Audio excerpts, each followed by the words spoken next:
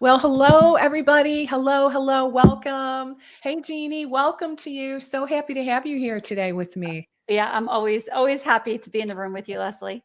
It's amazing. Yeah. All right, guys. So, big warm welcome to those of you that are joining us live, as well as all of you that are going to catch the replay.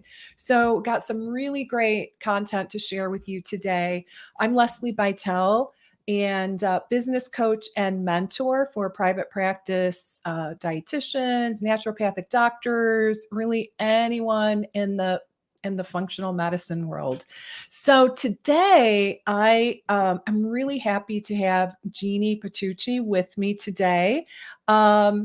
And we have some good stuff for you. I'm going to have Jeanne introduce herself in just a moment. Great. But let me kind of give you an overview of the direction our conversation is going to go today. So today is all about creating content using an evidence-based framework and really how to attract and retain clients with content that connects. All right. So that is really the focal point for today's conversation.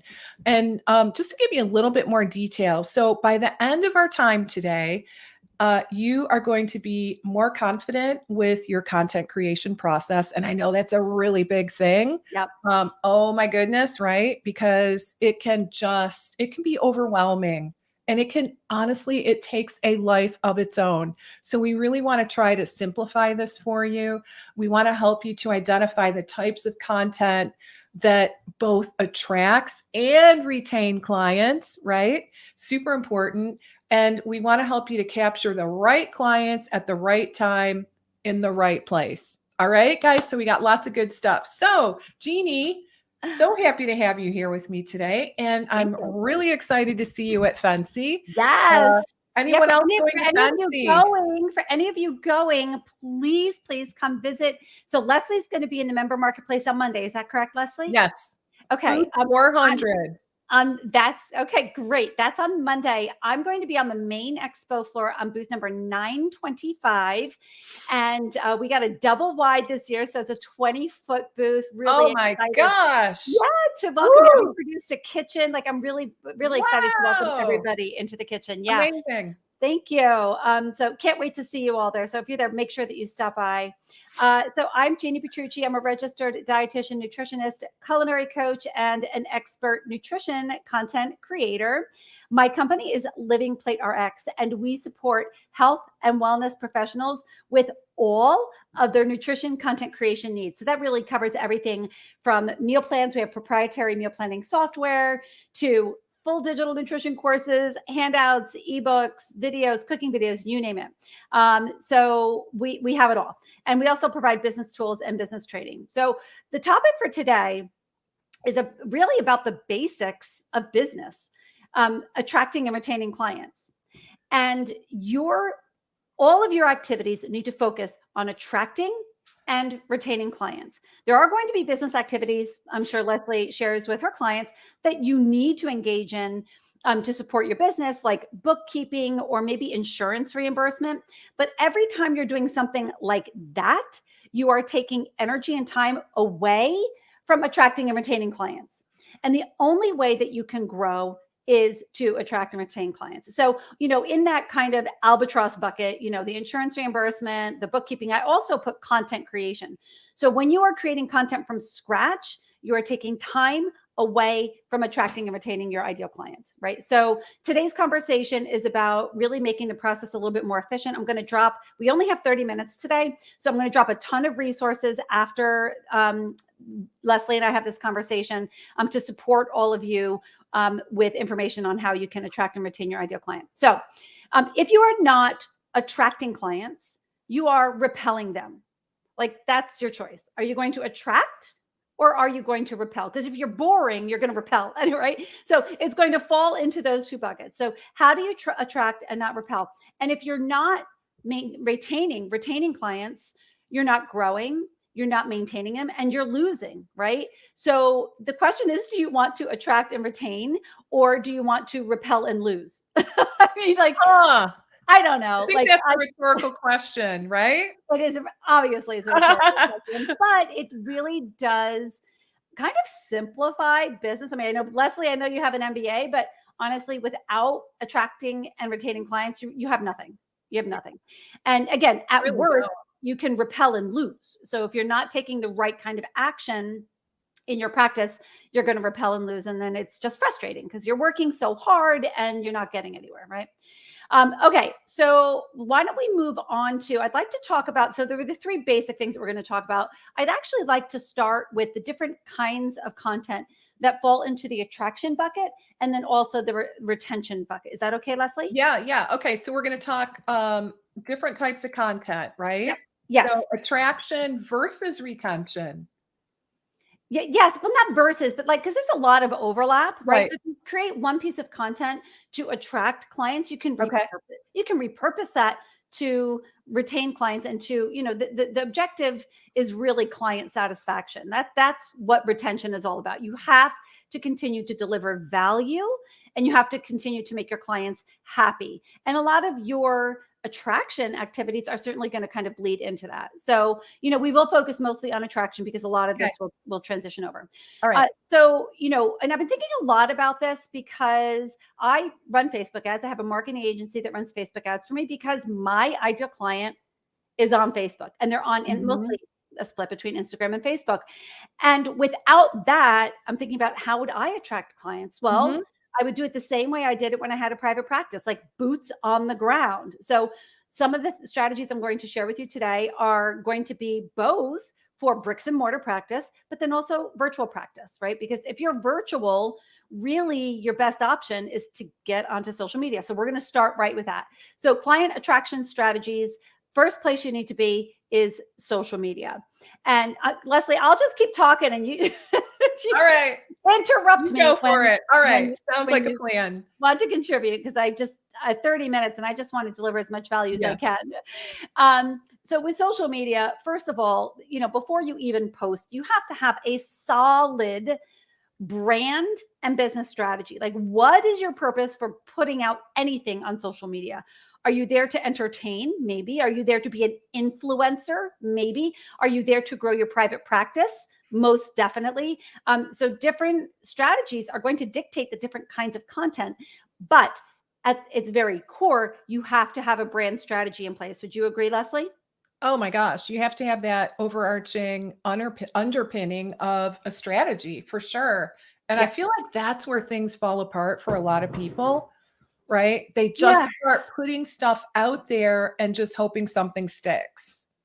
So Yeah. tell us what does that mean? Like what would you recommend? So that's exhausting. Like, don't do that, Yeah, right? don't do So that. you don't do that. Oh my God. Some of what I'm going to say, you guys have heard kind of ad nauseum. You have to pick a niche. Yeah. You have to have an ideal customer avatar in mind, Yeah. and everything that you do needs to speak to that person. So where Yeah. I would first start is and we're talking now specifically about social media, your profiles on social media, your Instagram, I'm sorry, profile and your Facebook page. Mhm. It's not about you. That's where I see most people go wrong. It's about, Yeah. them and their credentials and what they do.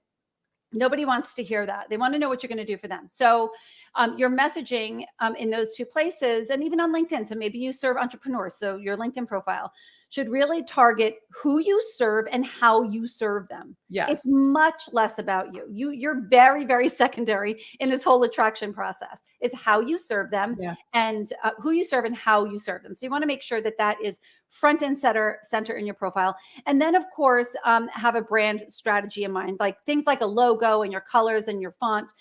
It gets super messy on social media if you're using different fonts all the time, different colors. Like, you don't have to have the perfect looking profile. I kind of tend to fall victim to that myself in my own profile, and that I like it kind of neat and tidy, but that's not necessary. But you do have to be consistent about your messaging, your branding, your brand voice. All of that has to be at your foundation. So once Right. your profile is created, you have a good brand in place, you know who you're targeting, then you can start creating content. So creating content on social media right now is really all about video. It is exhausting, right? You've got to, so, people think you have to do your hair and your makeup to do a video. yes, if you're going to be in a video. And if that is the case, if you are your brand, then batching is the best thing to do on social media. Yeah. I don't want to be doing my hair and makeup, 5 times a week, right? I do it once or twice a week and I'll batch it. Also, let me just back up a little bit. Posting on social media does not mean you have to post 5 times per week. You can post 1 time a week, 2 times per week, but just commit to something and, make sure that you're as regular as you can be. And that will increase attraction, and it will also increase the amount that Instagram is showing your content to your ideal client. So batch if you're doing personal videos, cooking videos. So the cooking videos that we provide to our Living Plate RX Prime members can be used in social media, and they should be used in social media. They're very catchy. There's a lot of movement. There's a lot of color. People love recipes. So you're definitely, if you can take any video and gear it towards your ideal customer avatar. So let's just say that you pick the roasted tomato and pepper soup from 2 content drops ago. You can take that in any direction you want. It can be cancer preventative. It can be used to speak to people who've been touched by PCOS, thyroid health, like all. You can really, you're the nutrition professional, so you can gear it towards that person. So you should post a video and then you should make it your own and have it speak to your ideal customer avatar. So yes, social media is much more about video, live events. We're going to talk a little bit more about that.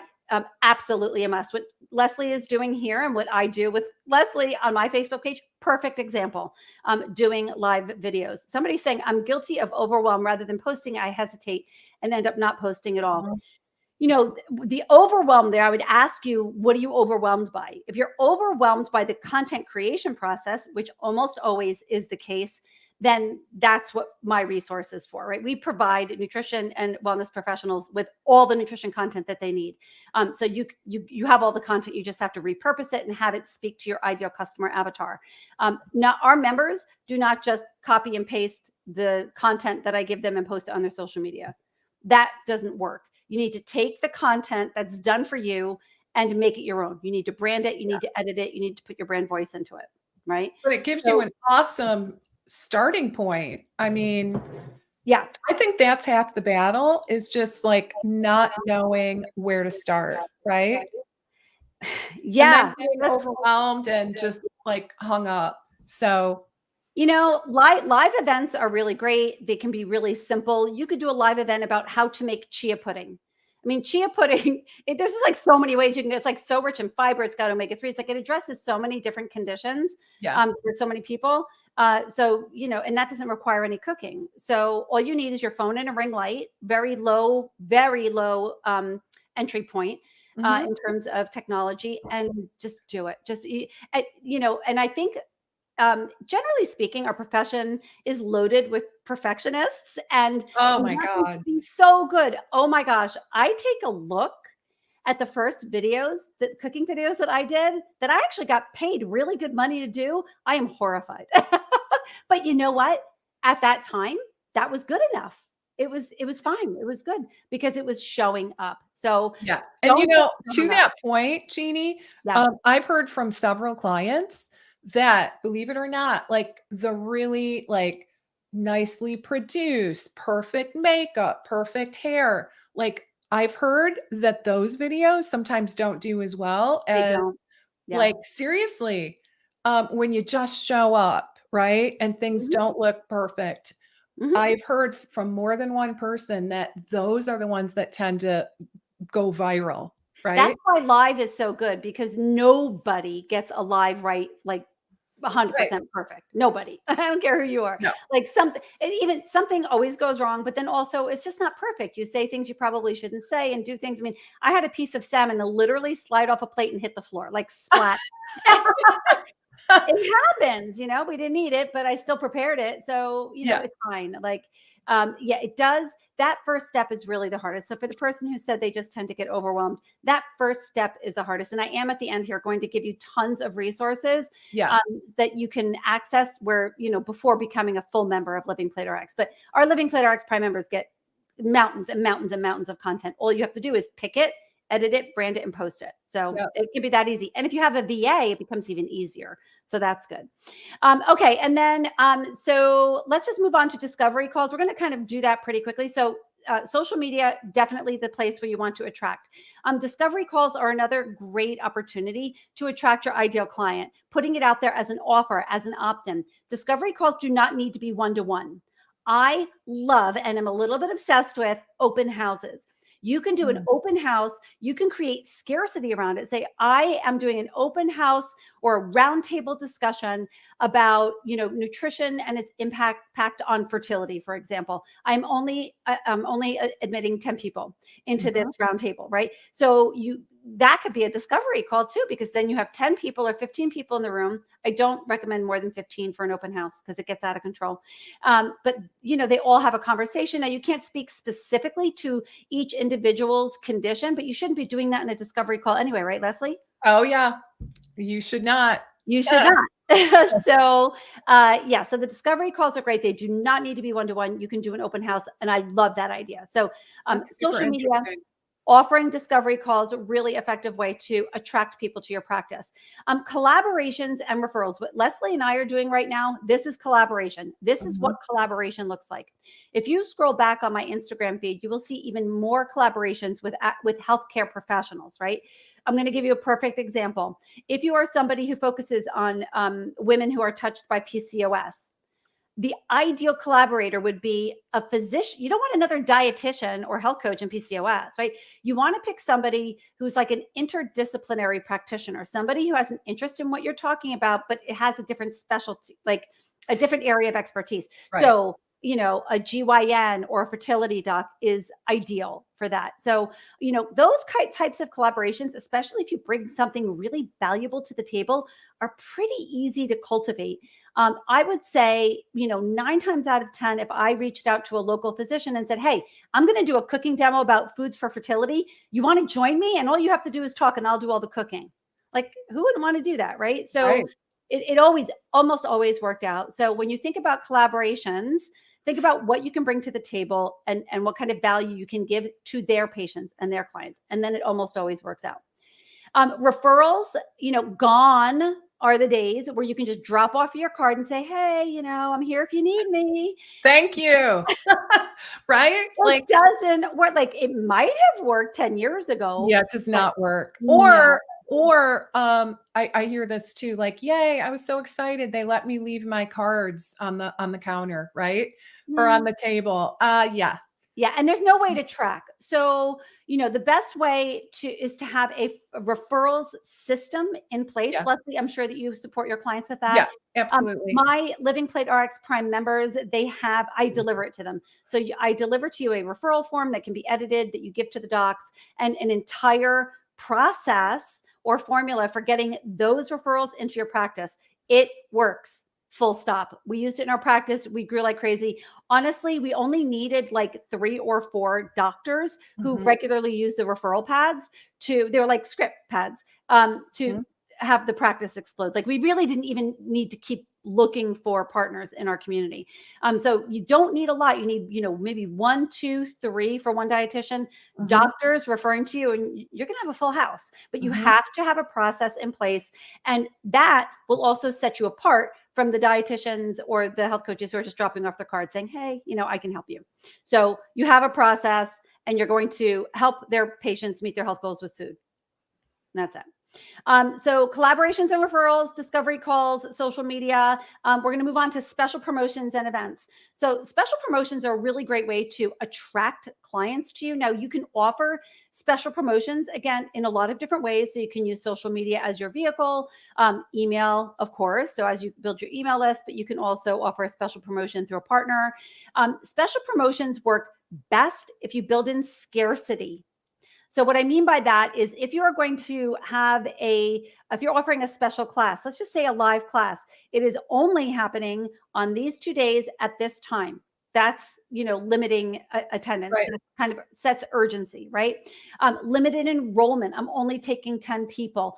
Cost increase. That's really, really powerful. If you're offering a course now, but it's, doubling in price in 2 months, you need to let people know that so that they can come on board. Of course, to maintain integrity, scarcity has to be authentic and real. Sure. So think about how, don't offer something that doesn't have scarcity built around it, because people don't have a sense of urgency. So you could build the best course in the world and, just put it out there as an evergreen course, but there's no scarcity, there's no urgency. And people are like, yeah, I'll do it later. Does that make sense, Leslie? Oh yeah. Scarcity is absolutely critical in marketing. So Yep. like early bird bonuses. I actually did something different. And that was I did a webinar and I offered a bonus for anyone that signs up during the webinar. Right? Perfect. So Bonuses are great. Yep. like an extra special bonus. I usually offer an extra special bonus to like the first 20 people that sign up for something. So And I build scarcity in several different ways. yeah, that's a solid strategy, and that we should all be doing that. We Yeah. should all be doing that. And your bonuses should be irresistible. Yes. They should be so good, almost better than your initial offer, so that people are Yep. like, damn, I gotta I'm in, Yeah. they shouldn't hesitate. So yes, I agree. Leslie, so I collaborated on a bonus for one of my courses. Leslie provided me with a training. So I said, as part of, one of my bonuses, if you signed up now, is that you will get this free training from my partner, Lesli. Yeah. Now, it wasn't any work for Leslie because she already had this recorded webinar, but it was great because it gave her exposure and it added value to my existing suite of products. So think about that too. You don't always have to be the creator of your bonuses. In fact, I Right. recommend that you kind of look outside and just find somebody who, an expert in a different area that complements the course that you're offering. So business always complements the courses that I offer. So that's just one example. And to that point, I know I've actually signed up for courses because I wanted the bonus. Yeah. I have. No, Like I totally almost kind of wanted the bonus, maybe just as much, if not a little more than the course, believe it or That's not. great. That's great. So they work, That's guys. great. That's great. And then I just want to finish with, in the attraction bucket, the events. So we did talk about events on social media, but it doesn't always have to be on social media. It can be in person. It could be at an oncology center. I did tons of events in oncology centers, really fueled my practice. So it can be, again, virtual or in person, just a really great way to show up. It's just another way to show up. I think live events, when I say live, I mean in-person events, are coming back. They're becoming more popular now. So things like wellness fairs and webinars and things like that, that's great. Somebody asked a question about how they can create these referral pads. So my members, Living Plate RX Prime members, have a done for them referral pad. It's done. And so all you have to do is go in, brand it, and edit it to make it appropriate for your niche. And it has ICD codes on there too. Like it's a prescription pad. It's a nutrition prescription pad, and it's available. So I can't see who asked that question, but if you want to DM me, Kevin. Yeah, Kevin, you DM me or I'll see it after the broadcast, and I'll get you some more information on that. So events, they could be live webinars in person, they could be Zoom, Q&A sessions, again, cooking demos. Cooking demos it's just so interesting how I got into the kind of the business of giving cooking demos.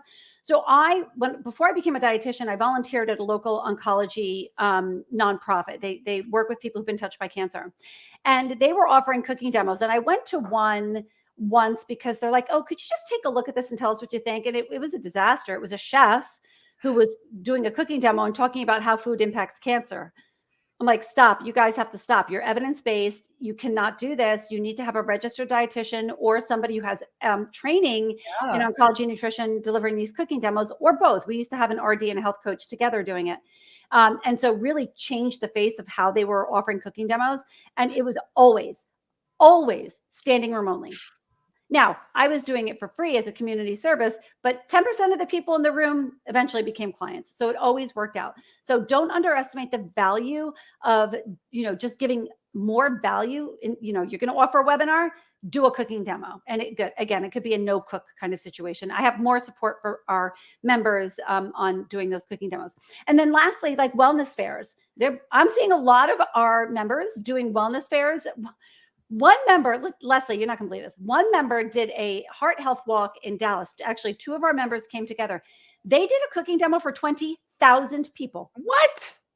There was like a big That's screen, amazing. like a what do you call those? Phototrons or something behind it? Yeah.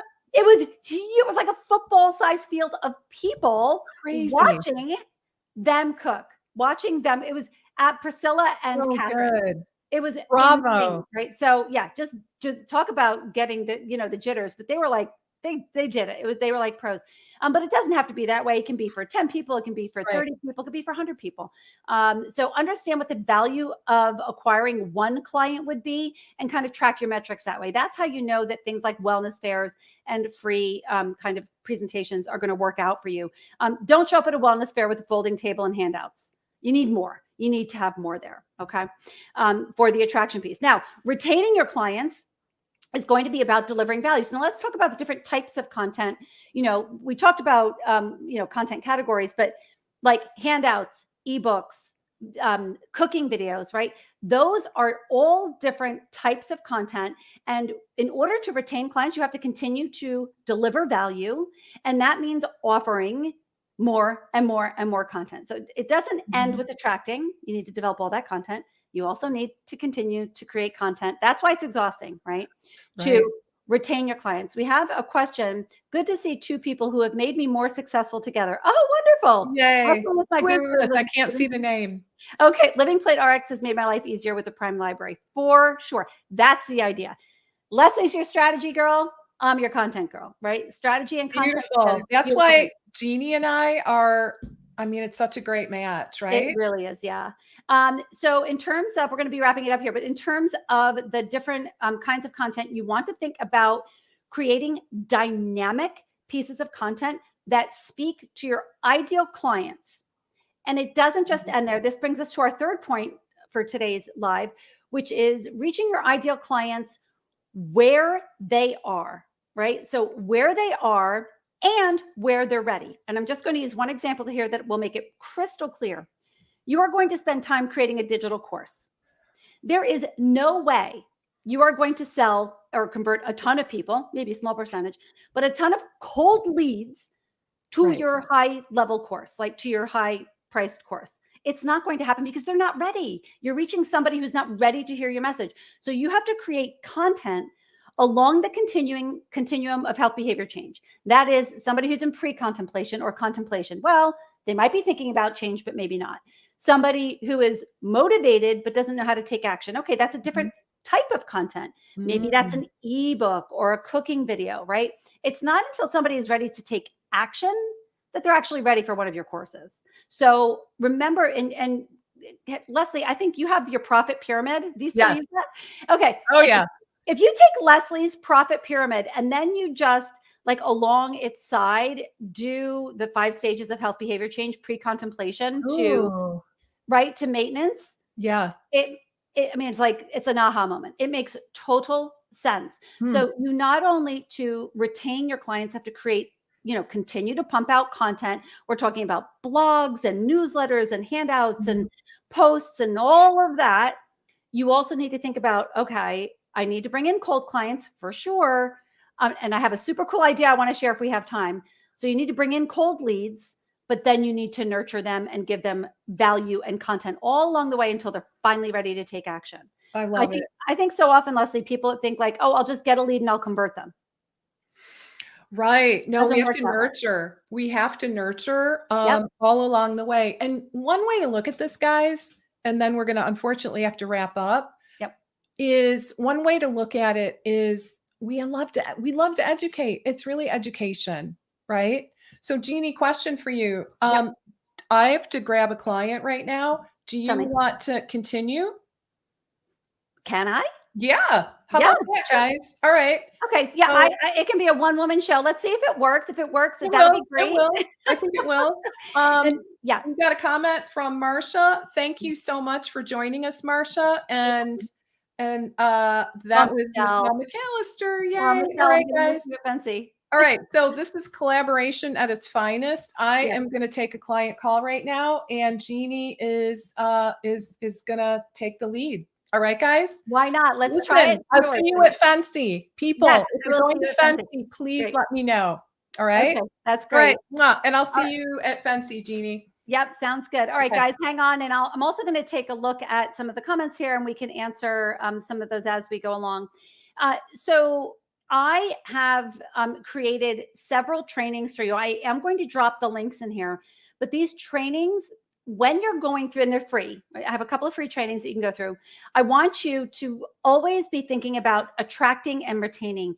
And, where do these activities lie? You can't retain clients until you start attracting them, right? So if you are just starting your private practice, you really have to focus more on the attraction side.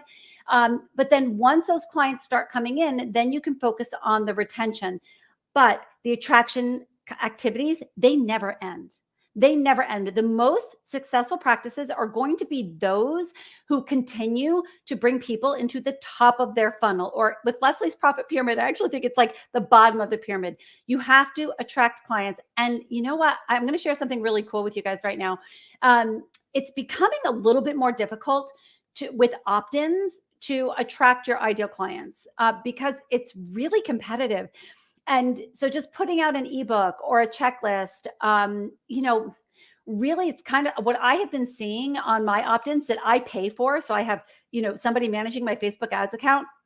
It was really not great. Like the cost per lead was going up higher. And so what that said to us was we need to rethink this. We need to do something totally different.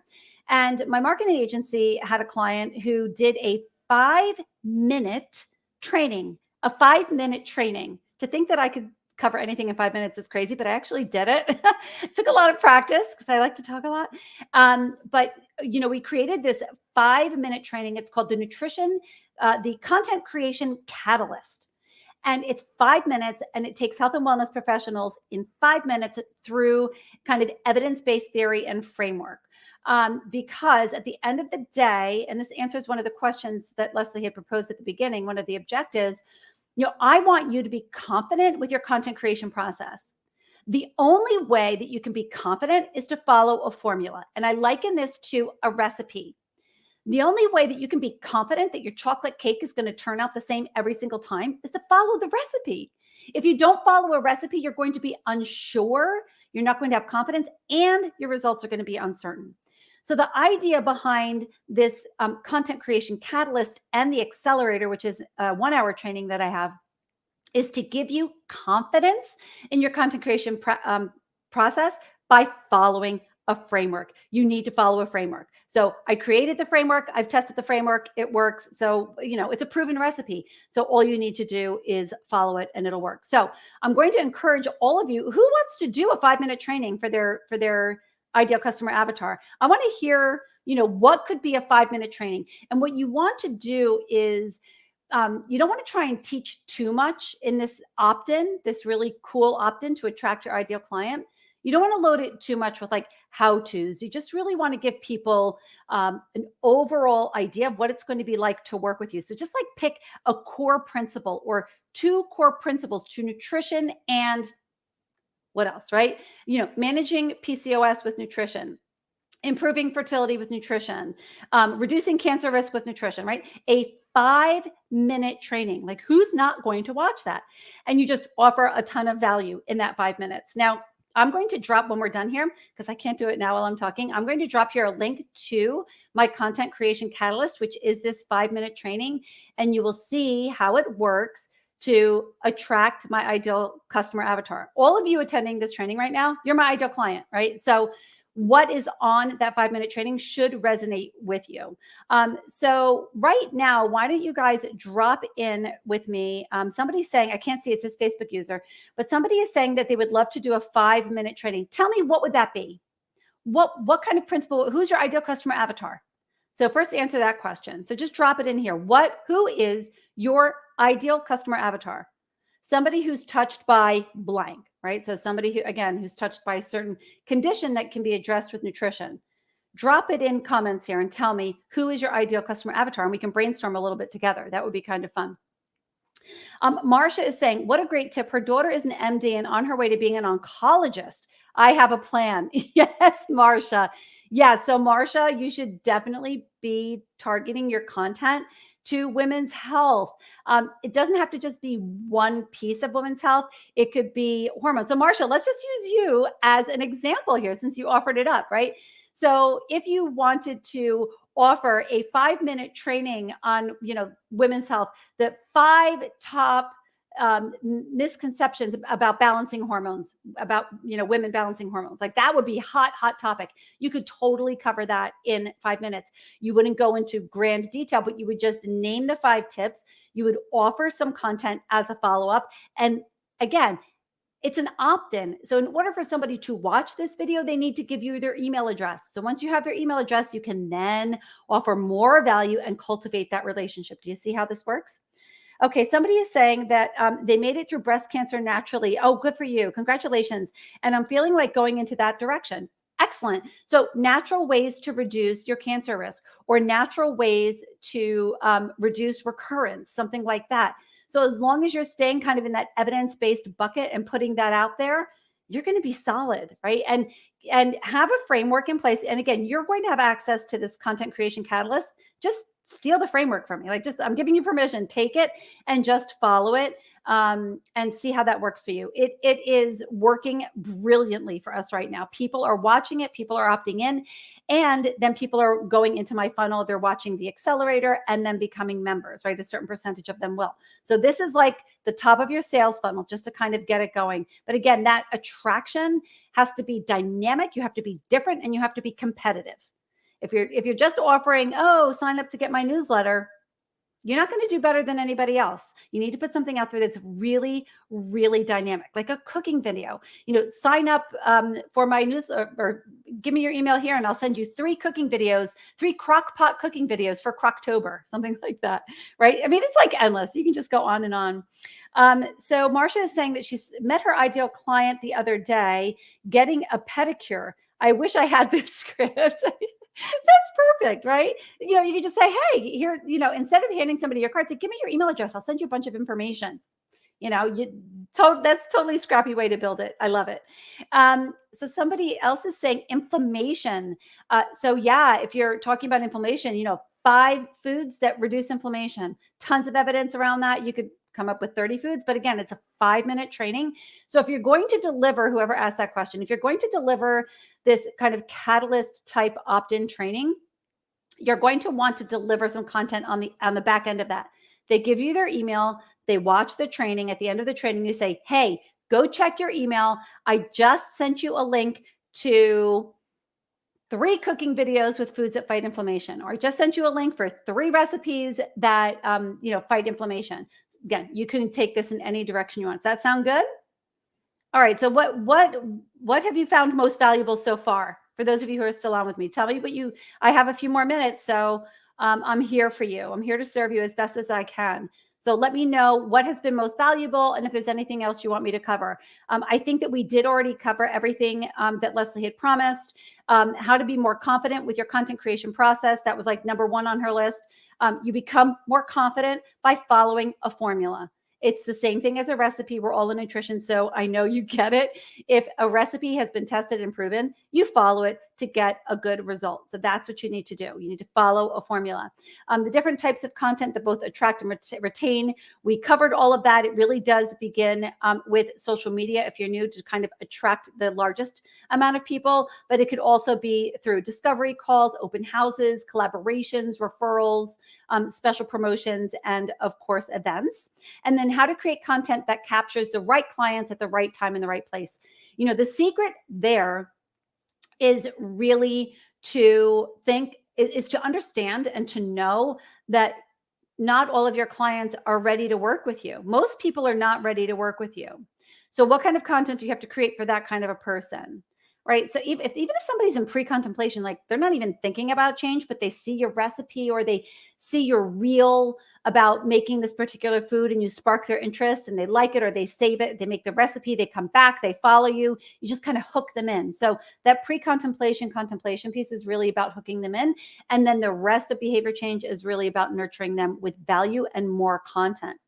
Kevin is saying, I love the prescription idea. I already have collaborated with a few doctors, and this can greatly facilitate my growth.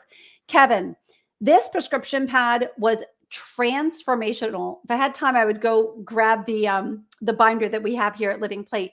Now, I don't practice anymore, but when we were in practice 7 years ago, when I opened up my practice, we had binders for each doctor. They were filled, binders by month. How many referrals were the doctors faxing to us. They were faxing us these completed referral pads. Now think about that. When you have a doctor filling out the referral pad, you're getting a lot of really valuable information. What is the medical diagnosis? Right? I'm a dietitian. I cannot diagnose somebody with diabetes, but now I have a script, a referral, a nutrition script from a doctor saying, this patient has diabetes. So first of all, it makes it a lot easier for me to process an insurance claim for that client. But number two, it helps me dictate the care. It does a lot of the work for me. Okay, they're diagnosed with diabetes. Let's move forward. What's their, hemoglobin A1C, and they forward all of their information. So those nutrition prescription pads are golden. And the framework and the recipe that I share with you in the library, again, is golden. And that's just one of the business tools. We have lots of business tools for our members. That's just one of them. But Kevin, yes, it can help facilitate growth for sure. And these prescription pads are 8.5 by 11. They were not cheap to print. So I only gave them to docs who were serious about referring their patients. But I only worked with food as medicine practitioners. They really bought into nutrition care. One was, we had an oncologist, a general practitioner, and a cardiologist. We're our three primary docs referring to us and basically filled the practice. So just keep that in mind. And Kevin, if you wanted to DM me, I can give you more information about that. Somebody said, I liked what you shared about making a couple of videos for my opt-in. I have a checklist right now and it isn't doing well. Maybe videos will be better. Videos are always better. And what's interesting is that shorter videos are the best. And, we produce cooking videos for our members, and we produce long form and short form. So if you get the Thai inspired zucchini salad, which is absolutely delicious, you get a 5-minute video, which shows the recipe being made, in a pretty paced manner. That's great for a course, but that's not going to work on social media. So we take it and we make it into a social media format, which is 1 minute long. So we make it faster. We cut out a lot of, unnecessary things. And it becomes 1 minute. The shorter the video, the better, and get right to the point. Don't bother introducing yourself. Just say, here are 5 ways that nutrition can help you with your whatever, right? So just make it quick, get to the point, think of a reel type video where, you're really moving along pretty quickly. And you can tape it on Canva now. You can record it on Canva or on Zoom or Vimeo. That will all work. Make sure your sound quality is good. Make sure your lighting is good if you're in the video. My content creation catalyst is actually, I'm not in it at all. Just because I was moving so fast, I thought it would be better not to have that kind of head bubble on the video. And again, it's working out. So, click here to get my free 5-minute training. That is going to be irresistible. And I'd love to hear from you guys on how it worked out. Bonnie is saying she loves the idea of the 5-minute video. I need to connect with Living Plate RX. Yes, Bonnie. Yeah. Everybody needs to connect with us. Our community, and I say that, from a place of respecting my community. Our community is powerful. We have a private Facebook group called Scale Your Nutrition Practice. You are welcome to join and just kind of see all the amazing stuff that our members are doing with their content and their meal plans. But the idea is really for me to give you relief. That's what I'm here for. I'm going to give you relief. I'm going to give you a formula for kind of plugging in this done for you content so that you have more time to attract and retain your clients, because that's the only way that you're going to grow. It's the only way you're going to scale. Make sense, everyone? Okay. All right. So if nobody has a question, right now, that's fine. I'm going to sign off, but this recording will live on this page. So you are free to DM me. You can drop me a comment here and tag me, and we will do our best to support you on your journey to attracting and retaining clients to scale your practice. So thank you so much for joining me, everybody. For those of you who are going to Fancy, I can't wait to see you. Remember, booth 925, and in about 3 minutes, I will be dropping some links in here for you for information on our membership, and then also that content creation catalyst I told you about. All right, take care, everybody.